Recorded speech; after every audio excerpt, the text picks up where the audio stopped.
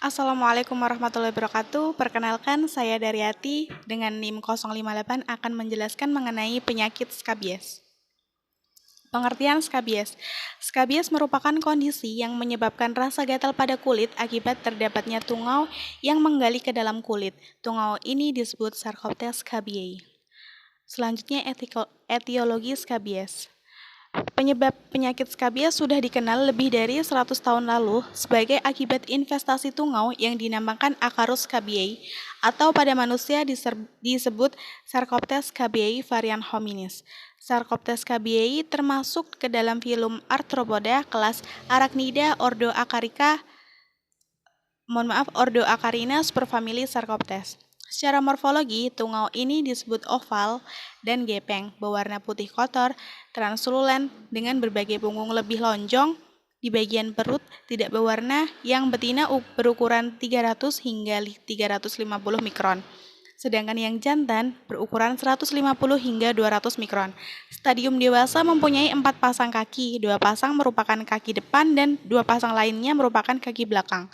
Siklus hidup dari telur sampai menjadi dewasa berlangsung selama 1 bulan.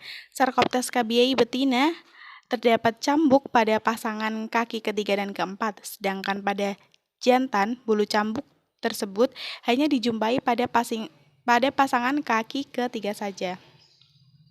Berikut epidemiologi penyakit skabies. Faktor yang menunjang perkembangan penyakit ini antara lain sosial ekonomi yang rendah, hygiene yang buruk, hubungan seksual yang sifatnya promiskuitas atau ganti-ganti pasangan, kesalahan diagnosis, dan perkembangan demografi. Berikut patogenesis terjadinya skabies. Kelainan kulit dapat disebabkan tidak hanya oleh tungau skabies, tetapi juga oleh penderita sendiri akibat garukan. Gatal yang terjadi disebabkan oleh sensitisasi, terdapat sekret dan ekskret tungau yang memerlukan waktu kurang lebih selama 1 bulan setelah investasi.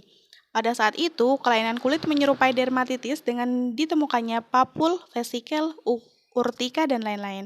Dengan garukan dapat timbul erosi, ekskoriasi, krusta, dan infeksi sekunder. Berikut cara penularan skabies. Penularan skabies dapat terjadi secara langsung maupun tidak langsung. Adapun cara penularannya yang pertama melalui kontak langsung atau kulit dengan kulit. Nah, penularan skabies terutama melalui kontak langsung seperti berjabat tangan, tidur bersama, dan hubungan seksual. Pada orang dewasa, hubungan seksual merupakan hal tersering, sedangkan pada anak-anak penularan didapat dari orang tua atau temannya. Yang kedua, secara tidak langsung, melalui benda penularan melalui kontak tidak langsung, misalnya melalui perlengkapan tidur, pakaian, atau handuk. Dahulu dikatakan mempunyai peran kecil pada penularan. Namun demikian, penelitian terakhir menunjukkan bahwa hal tersebut memegang peran penting. Nah, selanjutnya gejala skabies. Tanda dan gejala dari skabies umumnya dikeluhkan dapat berupa yang pertama rasa gatal yang seringkali sangat hebat dan umumnya lebih parah pada malam hari. Yang kedua bekas galian yang tipis dan tidak reguler yang umumnya berbentuk luka atau benjolan pada kulit. Galian umumnya timbul pada area lipatan kulit.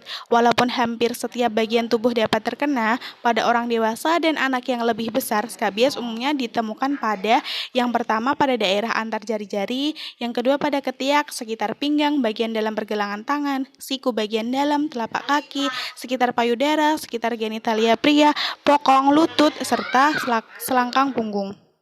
Adapun diagnosis dari skabies dapat ditentukan dari wawancara medis yang mendetail, pemeriksaan fisik secara langsung, dan pemeriksaan penunjang tertentu bila dibutuhkan. Dokter dapat memeriksa kulit untuk mencari tanda adanya tungau, termasuk galian yang khas. Penanganan skabies adalah dengan mengeliminasi investasi dengan pengobatan. Beberapa jenis krim dan lotion dapat digunakan sesuai resep dokter. Untuk pengobatan umumnya dioleskan pada seluruh tubuh dari leher ke bawah dan dibiarkan selama setidaknya 8 jam. Untuk pencegahan skabies, untuk mencegah terjadinya infeksi berulang dan menghindari infeksi menyebar ke orang lain, beberapa langkah yang di bawah ini dapat dilakukan. Yang pertama, membersihkan semua pakaian dan kain yang digunakan. Yang kedua, untuk benda yang tidak dapat dicuci, dimasukkan ke dalam plastik yang ditutup dan diletakkan pada tempat yang tidak mengganggu selama sekitar 2 minggu. Tersebut merupakan yang dapat saya sampaikan. Apabila ada salah kata, saya mohon maaf. Terima kasih. Wassalamualaikum warahmatullahi wabarakatuh.